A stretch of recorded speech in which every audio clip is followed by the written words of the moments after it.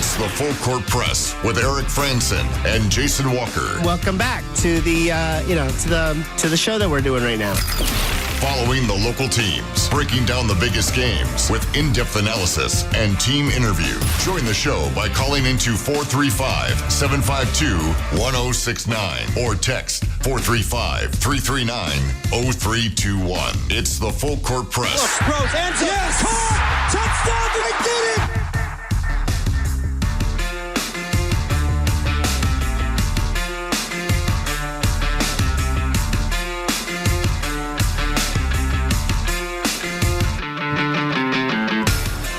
Good afternoon. Happy Friday, everybody. Eric Frandsen, Jason Walker, J.D. Walker here in the studio. A lot of things to discuss here on a Friday afternoon here on the Full Court Press, and things to look forward to for this weekend. Man, there's a lot that's going on. It's a great time of the year, so we'll try to cover as many different bases as we can, including literal bases with baseball.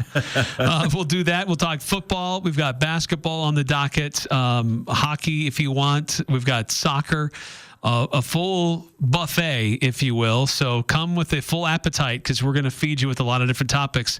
And if you want to weigh in or get us off on a different subject, you can on the Full Court Press text line 435-339-0321 to join us here on the Full Court Press.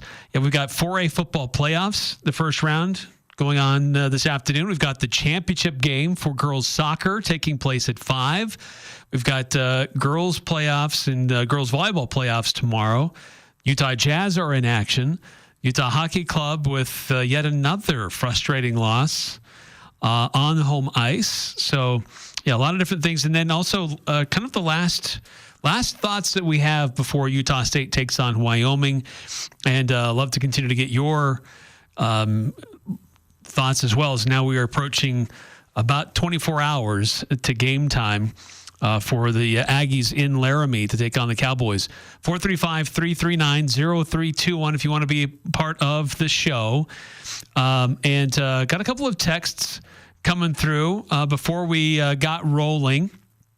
And we'll hit those first. 5374 sent this in earlier this afternoon. CBS has Royals, I'm assuming that's Jalen Royals, going 21st in the draft to Denver. Not bad. Yeah, so CBS Sports put together an NFL mock draft.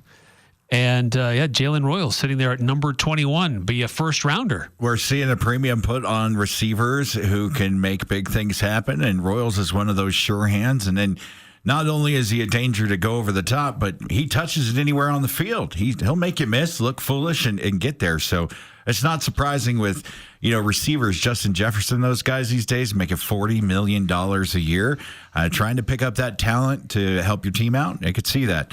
I would like him to go to the Seahawks, or Green Bay would be nice too, to hook him up with Jordan Love. There you go. But I guess Denver, I'll have to put aside my orange and whatever hate and be happy. Yeah, he would be the first Aggie drafted in the first round since Jordan Love, or at all. I think. Has anybody been drafted? Well, since Jordan then? Love was in the first round. Well, I mean, like anybody been drafted since then? I don't think so. I don't think so. You've had some players get picked up on undrafted free agent contracts. But nobody drafted. Oh, was Devin Tompkins drafted? No, he was signed as an undrafted free agent. That's right.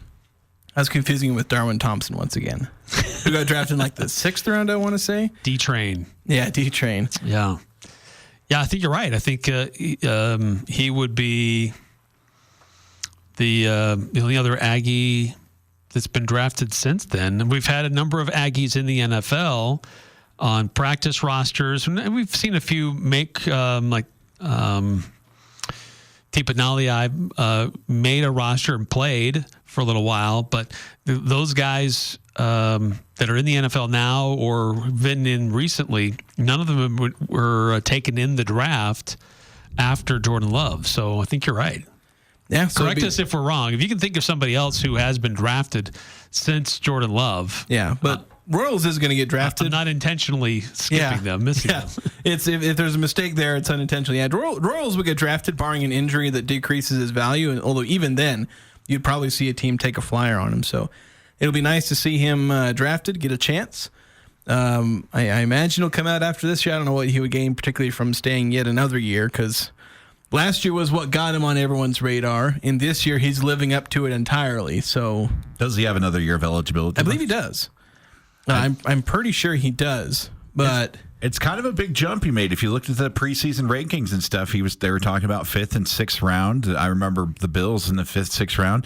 Moving up shows that he's showing some stuff out there. The last 2 performances have been out of this world. I mean, on the field. Well, it illustrates that you don't have to transfer to a power program for the NFL to notice you. Yeah. Because there were some good dudes on this roster who left chasing a bag, and they're not seeing the light of day. And so the NFL is also not seeing them. So you can stay at a place like USU, be a star, get great opportunities. The NFL will see you. You'll have good tape. And so even though you're on a 1-6 football team, you can still have a great season individually that the NFL will take notice of. Yeah, because it's easier Jason, it's easier to get noticed when you're out there on the field, you're putting in the repetitions and you're playing. I mean, it's great if you go to a power school like USC and you're this 4 or 5 star recruit. You come in, you got to sit a couple seasons, and then you get 1 season to show. You go to some of these other programs where you get a chance to be showcased, and that's a direct way to the NFL. It's not always going to these big power schools to show off. It's to the place that'll show off your skills. Yeah. Everywhere you go, the NFL will find you. I mean, there are still NFL scouts at Utah State home games. I see them every week. It may only be the one, but they'll find you. If you're good enough, they'll look for you. I mean, we have teams out of FCS schools getting drafted in like the top 5. Yeah. Like, you can go anywhere and be found. It's just about performing on the field. The problem that's changing the equation with why players transfer is it's the money. They bet on themselves saying, well, I'll still end up starting wherever I go. I'll just earn my way up and I'll get money to go with it. Well, it doesn't happen nearly as much in football as it does in a sport like basketball, where players will transfer up routinely and still get plenty of playing time. But you get a lot of guys who just get buried on these power conference depth charts. You look at all the ones, we kind of went through them, I think, earlier this week with the guys that transfer away from Utah State, like all of them. I think Devon Booth's having a marginal season so far, but not nearly what he would have done at Utah State. He'd be looking at maybe being a fringe, draft prospect if he was putting up big numbers the way he was at Utah State, or at least maybe breakout numbers, I should say. Because last year he put up decent numbers, and I think he could have put up even bigger numbers this year. But that's just the way it is. They go off chasing money and promises that often aren't kept. Yeah, so you really, to these young players, and even the veteran ones, you really have to be careful about those that are chirping in your ear about opportunities to go somewhere else. Because you can still perform at a high level. And are you going to go chase a short time NIL opportunity that may cost you a professional career with the NFL? So that's what always has to be weighed for these athletes. And I think sometimes we're seeing the allure of immediate reward, but they're missing out on an even bigger bag by going to the NFL if they continue to stay where they're at and become a highlighted star in a place like in the Mountain West at Utah State. And one note on the text line 8968 saying, wasn't Merlin Olsen drafted quite high in the first round? I can't remember where he was. I'm going to look this up really quick. I know Phil Olsen got drafted like 3rd overall. Yes, Phil was a first rounder. I don't remember his number. I don't know which draft number, which place in the draft he was selected. It was Phil was 3rd overall. Merlin, I'm looking at it now, 2nd overall. Pretty good. Yeah. Phil was 4th. Never mind, I was wrong. Drafted by my good old Patriots. You can only go up from there, really. Yeah, it's true. Yeah, and of course, Phil never played for the Patriots. So he was drafted by the Boston Patriots. That's how long ago it was. It was the Boston Patriots. It was Phil in the 4th round of the 1970 NFL draft. Though he played for the Rams, and I think that ran because it was in the 70s. I believe Merlin was on those same teams. Though Phil, I believe, played. I think he played on the offensive line. I mean, he played 2 ways in college. Yes, he would have been on the same Rams team as his brother, I believe. Yeah, Phil unfortunately battled injuries that just kind of curbed his potential in the NFL. Yeah, he had a fairly short career, at least relative to his brother. So I guess he played more on defense.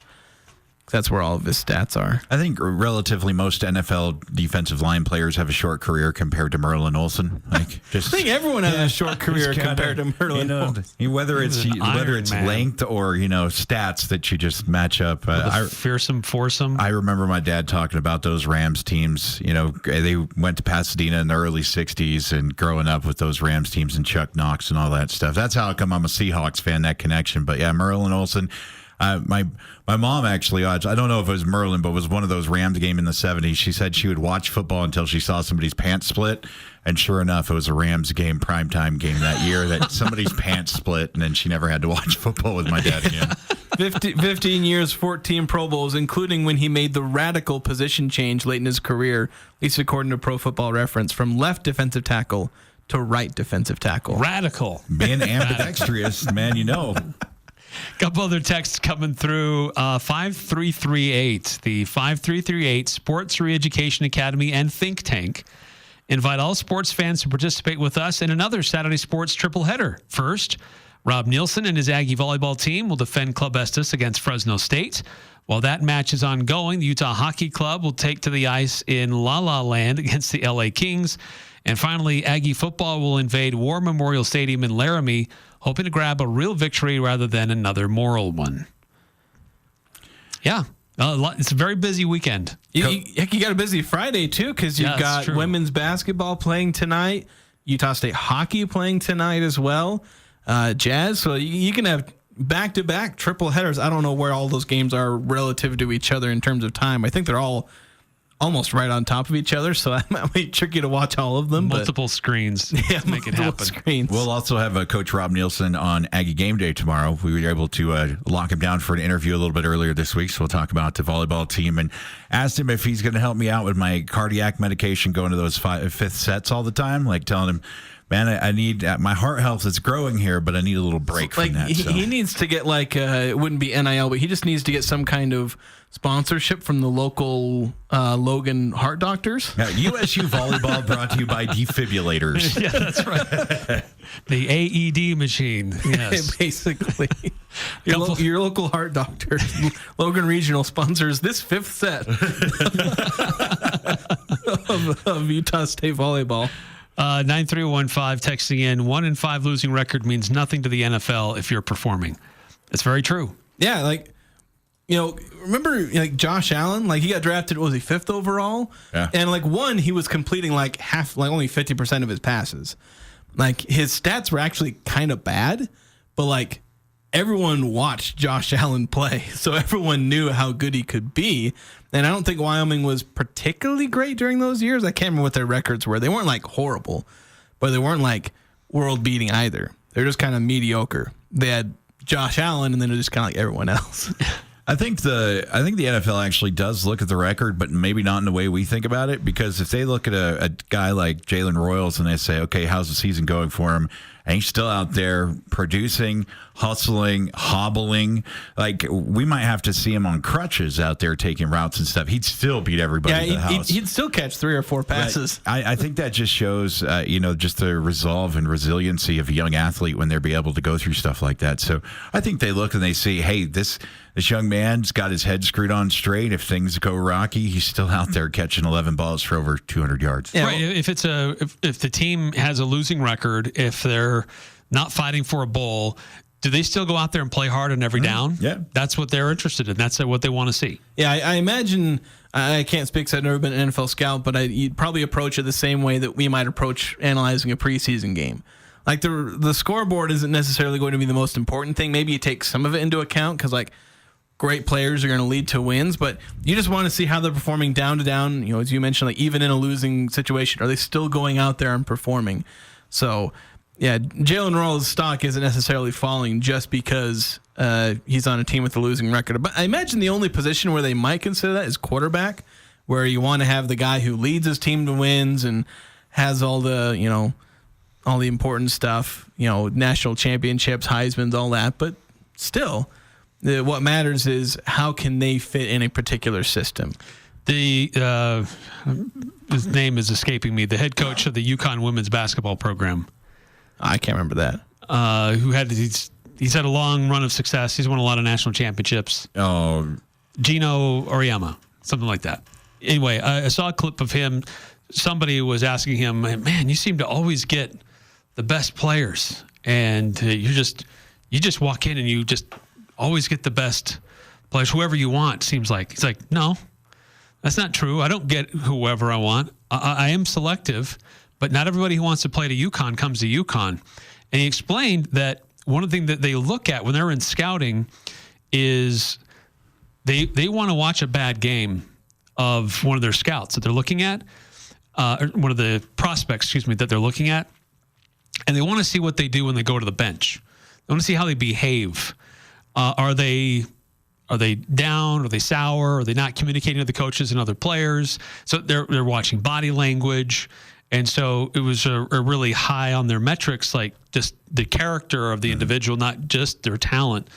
And that's, these other things that scouts are looking at beyond just the raw numbers. They're looking at a lot of other things when they're considering who they want to potentially add to their team rosters. I mean, it's a huge investment, and these scouts are looking for the puzzle piece that, taking this player and how does it fit into the overall view of their organization. I mean, it's really important to see how somebody, handles adversity, because you want a consummate professional out there, like I'm thinking about the receivers who just go out there and do their business and stuff. Or are you going to get an Antonio Brown? And then he's going to do a strip tease on the way off the field. And I mean, that's kind of the stuff. That's the investment these corporations are making into future assets. They want to know, are you going to be, straight down the line, or are you going to be a little crackpot? Yeah, and it's a tough game to play, because a lot of times you don't necessarily find, the cracks maybe a person's personality, where like if the strain is there, then they might crack and they might, be an Antonio Brown, or they might be someone who's just really calm under pressure, and you may not always figure out what's going wrong there. Mostly because a lot of these people won't really face true adversity until they're in college or the NFL or NBA or whatnot. Because when they're in high school, they're just the best player for miles around. Right. And they'll never have a bad game, because when you're just that much better than everyone else, you're just that much rolling. better. Yeah. Not to blow up Jason's head here, but think about Tom Brady. Didn't really play much at Michigan, 6th-round draft pick. They were looking at the intangibles and stuff, and you put him on the field, and he's, Joe Cool, to make an old reference, on the field all the time. Like it was the most, put together person driving a play since Joe Montana that I'd witnessed. So you can find it anywhere out there. Well, and even in Michigan, he showed some of that, because he was a comeback. They were the comeback kids for a little bit.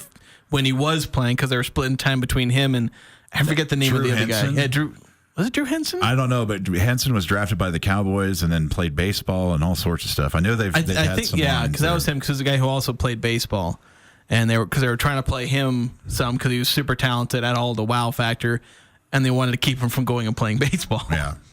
I wanted to circle back to this. Kind of helps us get into also last minute thoughts about Wyoming, but Jay Sawvell talked about Jalen Royals earlier this week. He also talked about Spencer Petras. Those two particularly have really found a connection over these last several weeks for Utah State.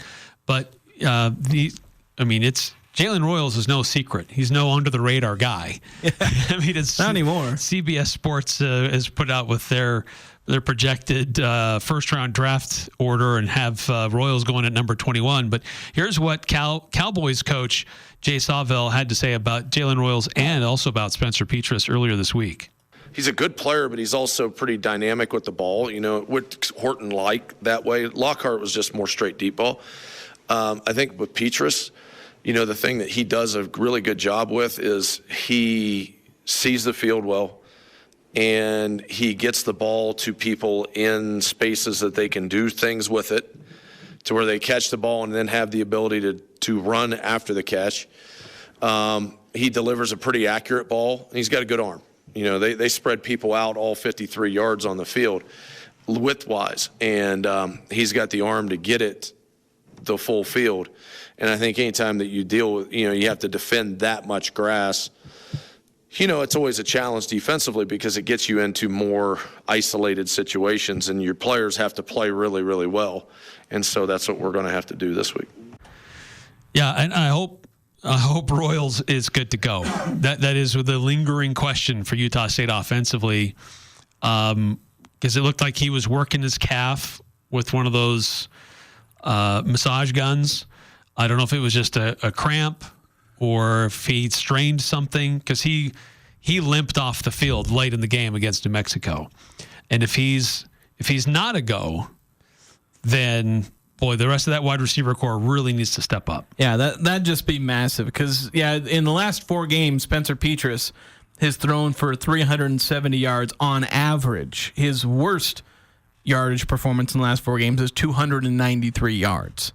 So he's throwing a lot of yards, and a lot of that's going to Jalen Royals, because Jalen Royals, that same stretch, 112 yards at least in every game, at least 1 touchdown reception every game, at least 9 receptions in every game.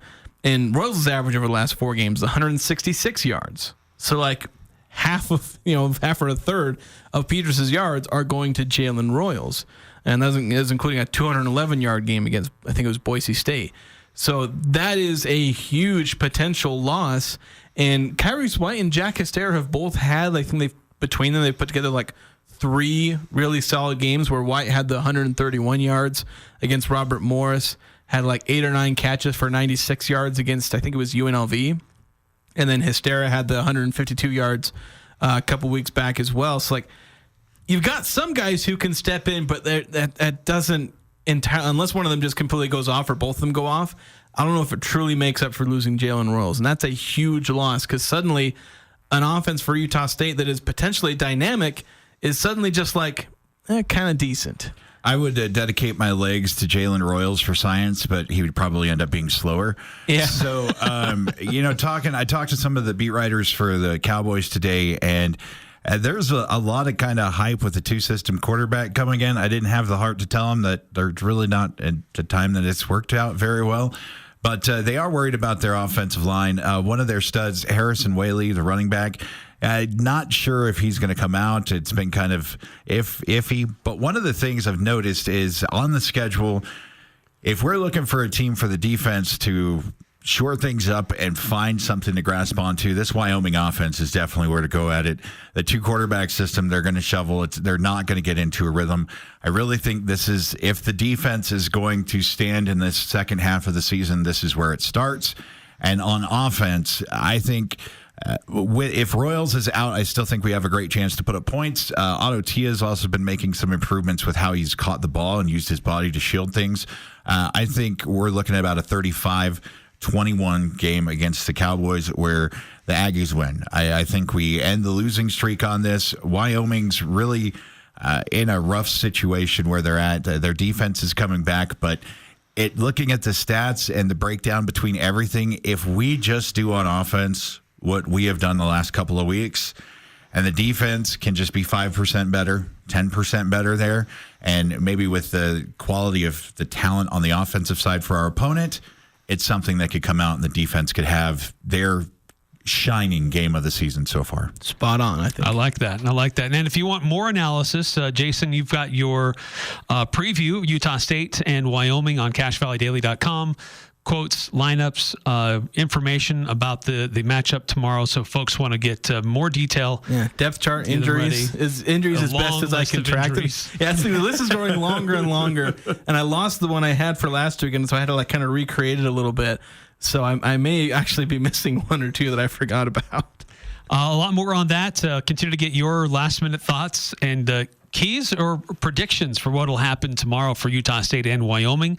We'll look at the rest of the Mountain West Conference schedule and other big things going on tonight and tomorrow throughout college and pro sports and even high school sports. We've got a lot of stuff on the line with playoffs getting underway with a lot of different sports. That's next here on the Full Court Press. Have you thought about your furnace lately? Of course not. It's hot outside. Now's a great time to start thinking about replacing it or having it serviced for fall and winter. Advanced Heating and Air will help you get some of the industry's best rebates on a new high-efficient York furnace installed in your home. Or one of Advanced Heating and Air's service professionals can service your furnace for the upcoming winter season. Call today, 752-7272, or schedule a free estimate at advancedheating-ac.com. York, install confidence.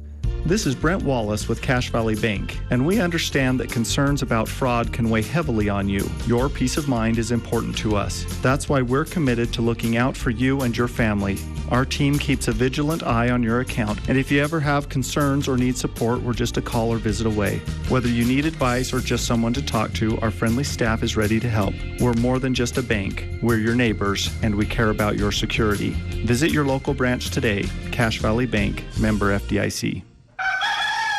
Did your washer just quit and now your laundry is piling up? If your appliance is broken down, give Daryl's Appliance a call. This is Jay with Daryl's Appliance. We are the only appliance shop in Cache Valley that offers service and sales. That means we have an exclusive, no-stress service call offer. You can apply your service trip fee to a new appliance if you decide you want a new appliance instead. Save time and money with everything under one roof. Servicing northern Utah and southern Idaho at Daryl's Appliance. West on Airport Road. See store for details. The Aggies, Jazz, high schools, even the Pee Wees T-ball team. It's the Full Court Press on Sports Talk Radio, The Fan. I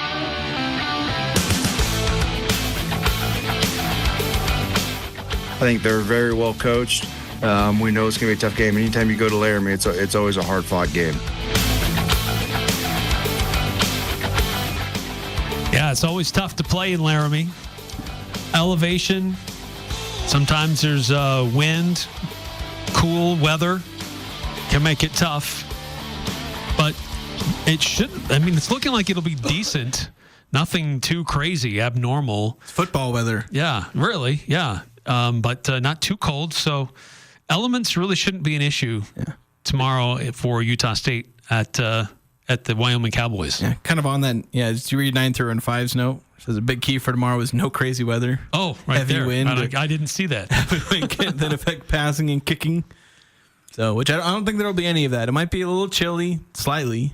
It's Wyoming. You're always going to get a little bit of chill, especially if there's some wind. But yeah, there could be a breeze that could affect kicking, but I don't think it's going to be too drastic. I would like some fog so I don't have to look at the landscape outside of the stadium. Really? Well, it's actually a beautiful area. I know everybody's like it's better to live in Logan than in Laramie, so I'm just trying to join that train. The thing is that Wyoming doesn't necessarily have the mountains. They have some nice rolling hills. Yeah. So it's not quite as great of a backdrop. You look at all the sports venues like around all throughout Utah, they're pretty much all have a backdrop of mountains, and it's like, pick one and it's amazing. Soccer, football, it doesn't matter what stadium. Yeah, you're like at. high school too. Like I go out to Mountain Crest. Mountain Crest has one of the best views, like as far as being able to see the backdrop.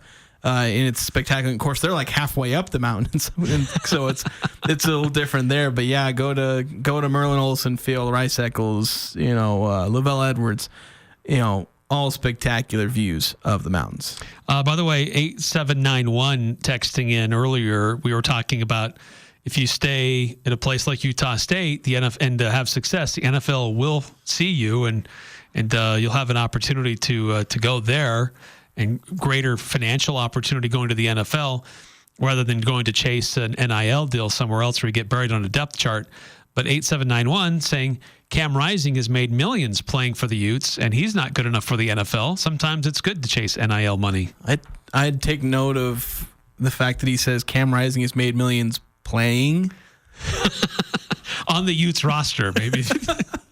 More correct. The thing is, though, is that if Cam Rising didn't have all his injury problems, he would be good enough to end up in the NFL. He would be on draft boards. Yeah. Now, whether or not he would be a good NFL quarterback and he'd pan out, that's something that we'd never really know, because you can look spectacular in college and then be terrible in the NFL. But kind of on that note, like if you're a guy who doesn't necessarily think you're going to make it to the NFL, you might have a really tough road, which I don't know if anybody really thinks that way, but let's say that that's kind of the, because a lot of these guys will go talk to NBA scouts in the offseason or NFL NBA scouts in the offseason, get an idea of where they think they're at. And if the feedback they're constantly getting is we don't think you're going to make it, then you know what? Go chase that bag. Go chase that money. Like, do what you think is best for you. That's something that you've got to weigh. Like, if you're a 5'10", college basketball player, and the NFL, whether it's fair or not, they're probably just going to ignore you because you're too short and, not athletic enough. Go chase that bag. Take that scholarship at Duke or Kentucky or whatnot. Go get that money, because if the NBA won't pay attention to you, go do what's best for you. But yeah, if you're chasing professional level sports, transferring up is not necessarily the right choice. Wasn't a couple of years ago the quarterback who led Georgia to the national championship? I want to say his name's Stetson or something. Stetson? He was drafted by the Rams and things like that. He led the Bulldogs to a national championship, and he was a fringe draft pick. So it's not always guaranteed. So I understand chasing the NIL stuff if you're going to the next. But I remember one of the receivers that left this season went and chased money at one of the Midwestern schools, and I think when I checked last, he had one catch or something like that. It's just got to be. Yeah. And I think I don't want to set Eric off here by talking about the spring transfer window, but it's really kind of ridiculous when you think about getting your depth chart set, and then these talented players are being told, "Hey, we'll give you money, come here," and who knows what they're being told these days, and then they go jump, and then they don't get the opportunity. So it may not be the greatest thing in the world. And sorry, Eric, if I. Well, no. I mean, yeah, you're right. But look, the bottom line is that the early stages of the transfer portal era was, if you're not getting playing time, go somewhere where you will. Absolutely. And so we would get frustrated to see some players leave Utah State, but Utah State also benefited greatly by getting players who had P5 development behind them. They weren't getting time, so they came to a place like USU to play, and they turned out to be stars in an Aggie uniform. So it worked out really well for USU. However, in the last 2 years, it's evolved now to it's more about, we're just paying, and it's pure who's got the most money to offer. Now, there are some players that are saying, they're weighing that with what is my quality of play actually going to be. And so I applaud those players for doing that, but it's definitely become more muddy in that sense. Especially because you mentioned the spring portal window, like they're just throwing cash at players on G5 teams. Like, hey, come bet on yourself, come play for our team. But what those other coaches are thinking is, I want this guy to be my third string defensive tackle, wide receiver. Like, they're telling him, you'll earn your way on, you'll have a chance to be one of our starters. They're not going to be. Very rarely will they ever be that. Now they're just trying to shore up their deeper down on the depth chart. Yeah, I mean, come on. If you're a power school and you see this G5 quarterback who's doing really well, and you're like, well, I've got my starter set, but what if he breaks his tibia or something like that? And you've got to have him in the backup. Some of these powerful schools that have these large budgets.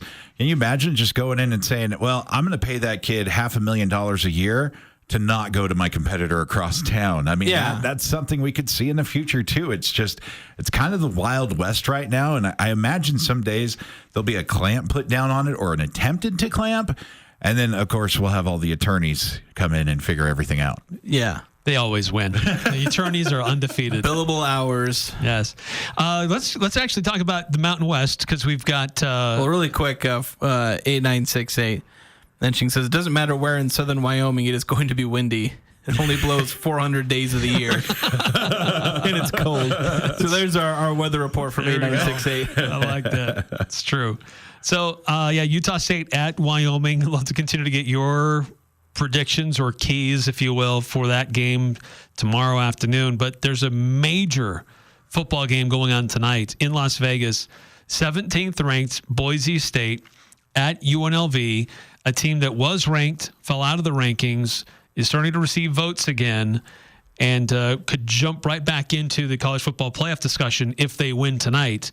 Boise is favored by 4, but this game will be 8:30 tonight on CBS Sports Network. Major showdown in the Mountain West, and this is great because not only is it a Mountain West Conference title, this potential decision maker. Might be a Mountain West title round 1, to be honest. It could be, but here we are in late October talking about the college football playoff with the Mountain West Conference. as this is legitimate, going to have an impact on the playoff. The Broncos and the Rebels squaring off tonight, 8:30 on CBS Sports Network. Should be a lot of fun. Yeah. Well, I think Army and Navy are going to be rooting very much for UNLV. But when you mentioned UNLV's spot in the rankings, where if they win this game, they jump to 20 or 19 or something, give or take a couple of spots in the rankings. And I think actually the first playoff ranking comes out next week. At least either next week or the week after. I got an email from about they hold their like media teleconference, and I was going to heads up where I think they're holding it next week. So that usually means that they're discussing the most recent playoff rankings. So that's something where UNLV will jump right back into it. Tuesday, November 5th. So let me pull up the calendar. So that's 2 weeks. So 2 weeks. A week and a half. Yeah. Yeah. So a week from next Tuesday. So yeah. So that'll be coming out, since you might have to wait a little bit. But yeah, a UNLV win could really shake things up, where right now Boise State's kind of running away with it a little bit, I think. Where are we at in the other teams in the rankings? Because right now you kind of have to use the AP as a substitute, because you got Boise State at 17, and you've got Army and Navy both hanging out there out of the AAC at 23 and 24. So I don't know. They're going to maybe be trying to gun for that final playoff spot. That's going to be really hard. Their schedule though is nothing. Like it just doesn't. Yeah. There's really. Well, that's the way all the G5 teams, like, they'll get their non-conference. They might get an impressive win or two, or if you're Boise State, an impressive close loss to Oregon. But yeah, you're looking at just trying not to lose the rest of the way. And that's the key for Boise State. If they run the table, they're good. If UNLV runs the table, they're good. Especially because that would probably mean playing Boise twice. But yeah, this is just a massive matchup where Boise State can just about seal a spot, barring a loss in a conference title game. Or UNLV can really upset the balance of power in the G5 college football playoff race. Watching Jackson Woodard today for UNLV versus Ashton Genty. I think it's an amazing matchup. I don't think since Oregon, Boise State has faced an opponent on this level, so it'll be interesting to see what UNLV does. It's down at the Death Star, right? Yeah. Down in Vegas. So I heard that they're opening up the upper levels there, but they're moving the student section up. So some interesting stuff going on down there. Why would you do that? Yeah, I guess the reason is money, but Yeah. You know what? ADs like to AD sometimes. It's just the way it goes. But I think it's going to be a good matchup tonight. I'll definitely be keeping an eye on it. Got some other things I want to keep an eye on. But Boise State, UNLV, I think it's going to be fun. I'm going to be interested to see the numbers, watching how many people tuned in when we get those numbers next week. Yeah, well, and unfortunately, CBS Sports doesn't always reveal their numbers on a national level for viewership. But yeah, it's huge implications in the Mountain West, massive implications for the college football playoff. By the way, Army, they have to play Notre Dame, who's currently ranked. Oh, goodness. And they have to play Navy at the end of the year. So the thing is, I don't think that Army-Navy game plays into any of the rankings or anything like that, because it's too late usually. Yeah, because that game's not till December 14th. Yeah, so them playing each other, of course, if one of them ends up in the playoff, then... Because December 8th is when the final selection is. Yeah, so let's say that they end up in the playoff. How does that affect the Army-Navy game? Yeah, I don't know. That's goofy. Which, to be honest, what if the person that's in the playoff on the 8th loses on the 14th? Boom. I'll tell you, there is one game, like people circle games on the calendar, like games they want to watch and make sure they're around for. There is one game that I have circled on my calendar that I want to make sure I watch, and it is the Army-Navy game. I want to watch that game above anything else the rest of this college football season. More than most of the Utah State games, more than Boise UNLV, more than most of the actual college football playoff games. I want to watch Army and Navy. Just because they're both at their peak. It's classic college football. It's old school football. Yeah. Navy also plays Notre Dame, and they play them this weekend. So both of them could maybe make a bit of a jump. Of course, you'd have to hope for if you're Army, you hope you beat them, and then Navy loses to them, because you got to have Notre Dame propped up in the rankings. Got to keep that strength of schedule high. That's right. Yeah, Notre Dame may be the barrier for entry for Army and Navy, But both those teams looking pretty strong right now. So for Mountain West fans, go Irish. Yeah, you're a Notre Dame fan for the next little bit, especially if you're a UNLV fan. Because if you're UNLV and Notre Dame wins both those games and the Rebels beat Boise State, UNLV is pretty much the new team as far as the favorite. They'll be the one picked as the G5 champion and all that. I just love that it's 2024 and we have the armed forces of the United States going against the Catholic Church. It's just awesome. Perfect. All right, we got to take a time out here in the Full Court Press. We'll go through the rest of the Mountain West Conference schedule, other games this weekend to pay attention to. It's all next here on the Full Court Press.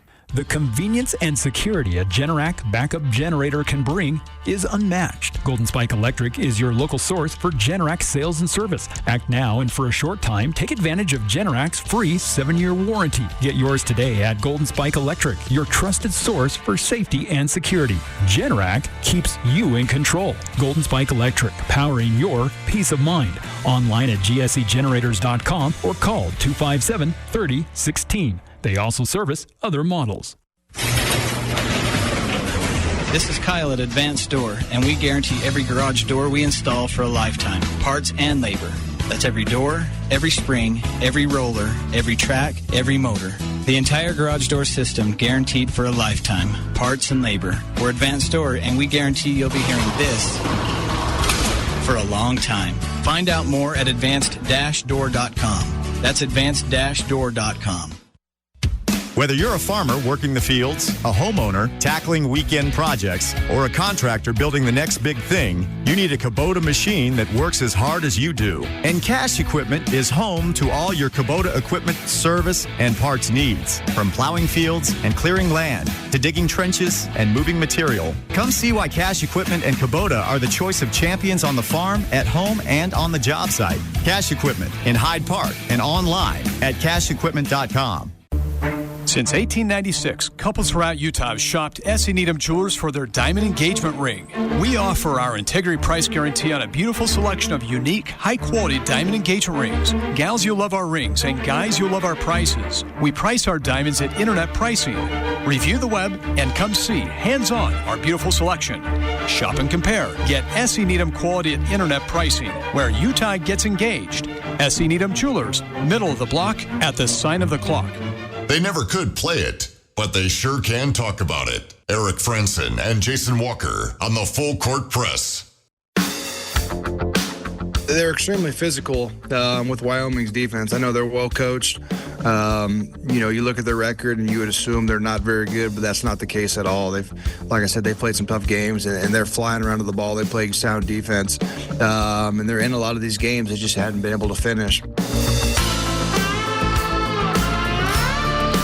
Nate Dreiling there talking about the Wyoming defense, always physical, has historically given Utah State fits the last. Yeah, they've not scored more than years. they've not scored more than 24 points. They've not played them every year, but over the last since 2015, I think it was the last time they scored more than 24 points. Of course, they exploded in that game where it was 58, but. Not done particularly well, even in their best years. Even in 2018, they were. I think that was the 24 points, and one of those was just kind of one random one-off play, and I think another was a kick return touchdown. So the offense scored 13, 14 points, and then the special teams got them some other points. Yeah, that was a cold weather, windy game. Jordan Love. He was clearly affected by weather at that point in his career. Yeah, well, and that's the thing is he had so many bad cold weather games, or at least not as good games in cold weather. And then he got drafted to Green Bay, and I was like, oh my gosh, that was the worst possible thing. But I guess he spent 3 years getting acclimated, and he got used to it. He's not bothered at all by it now. And there's some organizations in the NFL that can just produce quarterbacks, and the weather really doesn't matter. Now, if you went to New York or Cleveland. We would have been, trying to bail our guy out there. Wouldn't have gone nearly as well, I imagine. I know we need to get to the Mountain West games, but just on that topic, there was one other bite here from Coach Jay Saville, kind of really on that topic, and I need to find it here in our cut sheet here. But he is kind of praising his offense. His defense and how they've been coming along lately. I think from Air Force, San Diego State, and last Saturday defensively, we're starting to look more like what we should. I think and to be honest, I think a lot of there's a major chunk of the BYU game that we did. Yeah, he was claiming that there was a good stretch of that BYU game where he liked what they were doing defensively. At the time, they didn't know BYU would be like what they've turned out to be. But the defense has been improving, and you've seen that the last couple of weeks. They are limiting opponents more and more as they go. So that's a bit of a concern for Utah State going up against a tough Wyoming defense. They did give up 500 yards in total offense to San Jose State last week and turning over the ball 3 times. So, I mean, the defense is getting a lot of snaps because it seems like the quarterback wants to play catch with the other team. So it's one of those things. And, of course, talking to the beat writer today, I feel like there's some pitchforks and torches out in Laramie for the new coach, even though he's a new coach moving within the system and it hasn't gone the way. But I hear a lot of Coach Dreiling and Coach Savell when they go back and forth talking about that stuff. Yeah, well, Wyoming is a super passionate fan base. Not necessarily this huge fan base, but as far as passion and love for their university and those sports, you can't get much better in the country. Yeah, very dedicated. Back to the Full Court Press text line 8968. I don't know who to root for out of Boise or UNLV.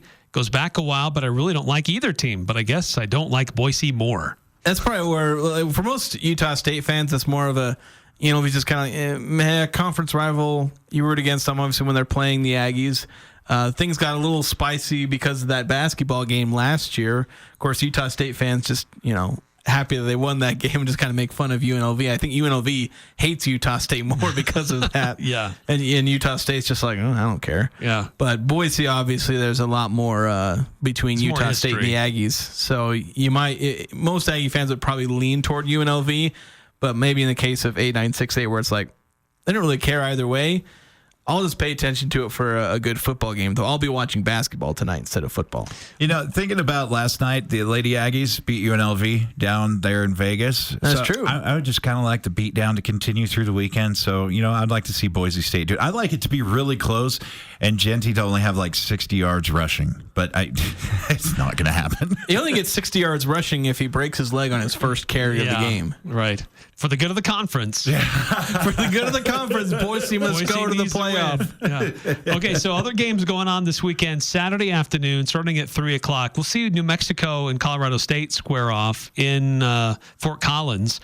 Colorado State favored by 4.5. The over-under here is 62.5. I would take the over on that. The way New Mexico has been scoring lately, Colorado State's not necessarily a great defensive team either. So it could be an interesting game, though no national coverage of that game. Then at 5, we've got ours that we'll be watching. Utah State at Wyoming on CBS Sports Network. KVNU game day coverage with JD and Stockton. That'll start at 3. At 6 on True TV, San Jose State at Fresno State. Interesting matchup here. Fresno favored by 4. It's the pretenders game. These were two teams that were both trying to fit into the club with UNLV and Boise State as contenders in the conference, and they both kind of got exposed. Well, and now they're trying to fight their way back up. Right. They're the next best teams. There's UNLV and Boise State on the stratosphere in and of themselves. Then there's San Jose State and Fresno State kind of lumped together. I think Colorado State. Everybody else. I think Colorado State fits in that because I think they beat San Jose. They are undefeated. They're currently 2-0 in conference play. Colorado State is, but nonetheless, still could be kind of an interesting matchup at 6 o'clock on True TV. You got a Washington State, San Diego State game at 8:30 Saturday night on CBS Sports Network. Cougars favored by 14.5 in this one. Washington State, they're knocking on the door of being a ranked team as well. And then the nightcap, 9:59 p.m. The Hawaii Challenge. Hawaii versus Nevada on the islands. Neither team has won a game in conference yet. Hawaii favored by 1.5. So it could be a very close contest. Yeah, I think it could be pretty exciting. It's one of those where it's like, okay, this isn't the sexiest matchup because it's 3-5 Nevada versus 2-5 Hawaii, but it's that kind of principle of, well, if both teams are struggling, it's going to be a good game. Could be, yeah, pretty exciting. So if you're wanting to stay up really late Saturday night and you're just not done with college football, you can turn this one on, and I imagine you're going to get yourself a good game out of these two squads. If San Jose State, to circle back a little bit, gets this, they're bowl eligible, that's a pretty successful season for their first-time coach, right? Very. Yeah, I mean, that I would say that's pretty good for them. So while they may be the pretenders there, that I would say that's a pretty good move for first-year coach. Yeah, they'll be happy with this first year pretty much so long as they don't lose like all the rest of their games. It would definitely be a good start. Almost so good of a start that suddenly other teams might be trying to poach the coach already. Yeah. No, Utah State might go after him. So, but when you look at the full schedule of the Mountain West games, really there's only one game that might be lopsided. Because all the other games, the highest any team is favored is 4.5. Yeah. And they're all 4.5 or less outside of that one game, and that's Washington State at San Diego State. So could be a very interesting weekend for the Mountain West. So that's the rundown of college football this weekend in the Mountain West Conference with the biggest one, the showcase tonight, 8:30 in Las Vegas between number 17 Boise State at UNLV. Another timeout. We'll be right back here on the Full Court Press. Now here's a concept. You earmark 1/3 of your profits to go back into the community, to local charities. Dex Imaging does that. My name is Anthony Wagner, and I'd like to share with you what I know about Dex, the company that acquired Valley Office Systems. Dex Imaging is committed to continuing quality customer service while raising the bar to become a strong community partner. Join us in creating the brightest image for tomorrow. Contact us at deximaging.com. Clean it up and get it out before the snow flies. Don't wait another winter. Let DD Auto and Salvage pay you for that junk vehicle. DD Auto and Salvage makes it so easy and fast to get rid of your junker vehicles by paying you the most money possible. Pickup is available. If you have metal, DD Auto and Salvage in Logan wants to pay you today. Call 787-1204. That's 787-1204 today. See store for details. This is Jordan with Primrose Home Care and Hospice, and I'm here with Barbara. Barbara, how did you become acquainted with Primrose? I had been trying to get another company to come and help me, and I had waited about 2 weeks, and I needed a bath. My neighbor suggested that she would make a few phone calls, and that very afternoon, Mark Stokes was sitting in my front room, and he said, "What do you need?" Primrose Home Care and Hospice. We're your home team. The Full Court Press on Sports Talk Radio, 106.9 FM, 1390 AM. The Fan.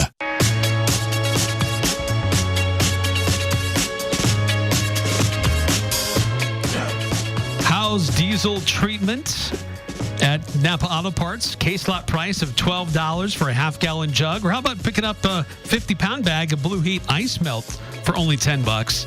Get stocked up now before you really need it, and supplies get on.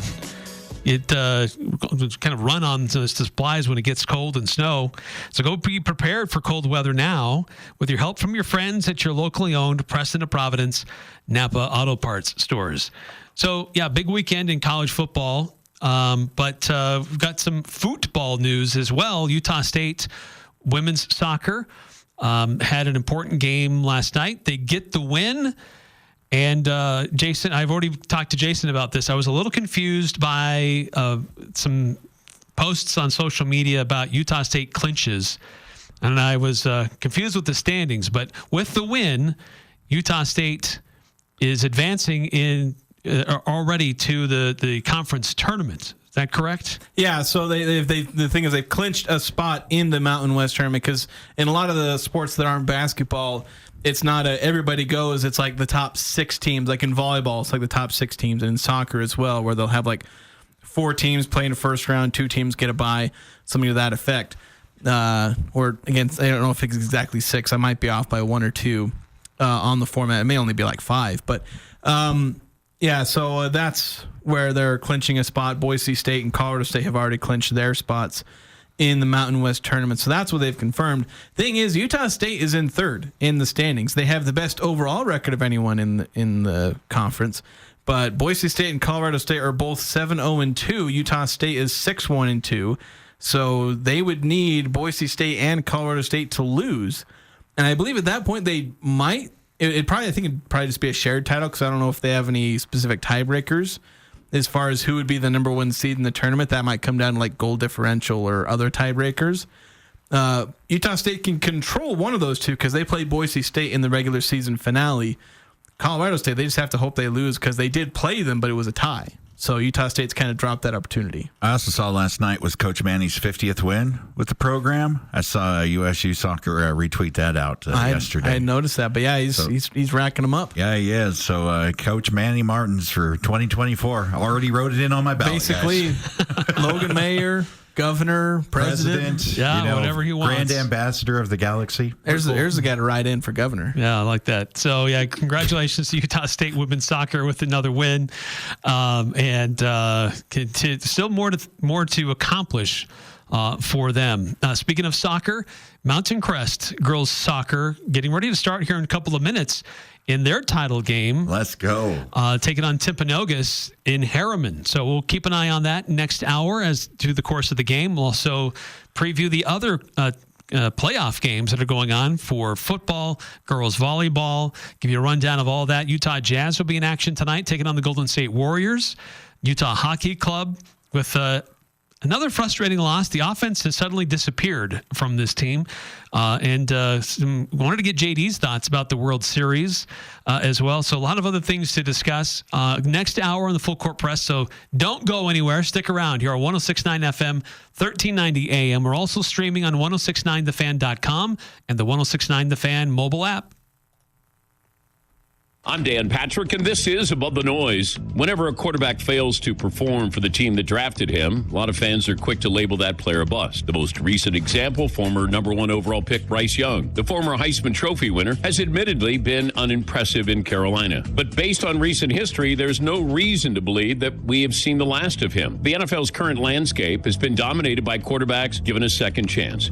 Jared Goff, an MVP candidate in Detroit. Baker Mayfield leads the NFL in touchdown passes. Geno Smith leads the NFL in passing yards. Sam Darnold and the Vikings are 5-1, averaging 28 points per game. Young will undoubtedly have to put in the work to mirror that success, and he gets the start this weekend. He may never be able to reach the expectations that come with being the number 1 overall pick. But with everything we've seen this season, that doesn't mean he can't develop into a franchise quarterback. I'm Dan Patrick, and this is Above the Noise.